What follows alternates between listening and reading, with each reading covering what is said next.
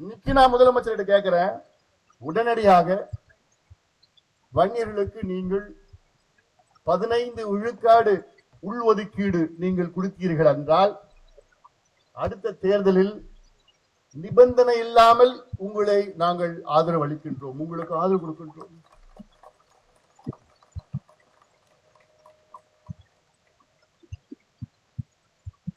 பதினைந்து விழுக்காடு கையெழுத்து போடுங்க, ஒட்டுமொத்த இந்த சமுதாயம் உங்களுக்கு ஆதரவு அளிக்கும். நிபந்தனை எல்லாம் வேண்டாம், எங்களுக்கு சீட்டு கீட்டு எதுவுமே வேண்டாம், எங்களுக்கு உங்களால கொடுக்க முடியுமா? ஆனால் ஆனால் அப்படி கொடுக்கவில்லை என்றால் வீடு வீடாக சொல்வோம், தெரு தெருவாக சொல்லி ஸ்டாலின் அரசு, ஸ்டாலின் அவர்கள் வன்னியர்களுடைய விரோதி விரோதி விரோதி என்று வீடு வீடாக போய் பிரச்சாரத்தை மேற்கொள்வோம், வீடு வீடாக பிரச்சாரத்தை மேற்கொள்வோம். அடுத்த தேர்தலில் மானமுள்ள ஒரு வன்னியம் கூட உங்களுக்கு வாக்களிக்க மாட்டான்.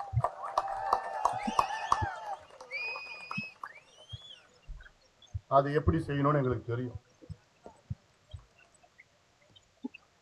இது எங்களுடைய சமூக நீதி போராட்டம். இதை சில பேர் கொச்சப்படுத்திட்டு இருக்கிறாங்க உங்க கட்சியில. அதை கூட கண்டிக்க துப்பு இல்லை உங்களுக்கு. ஆனா பேசுறது இது மத்திய அரசு பண்ணணும், மத்திய அரசு பண்ணணும், இதுல ஜாதி வாரி கணக்கெடுப்பு நடத்தணும்னு வேற, அதுல ஒரு புதுசா ஒரு பில்டப் ஒண்ணு.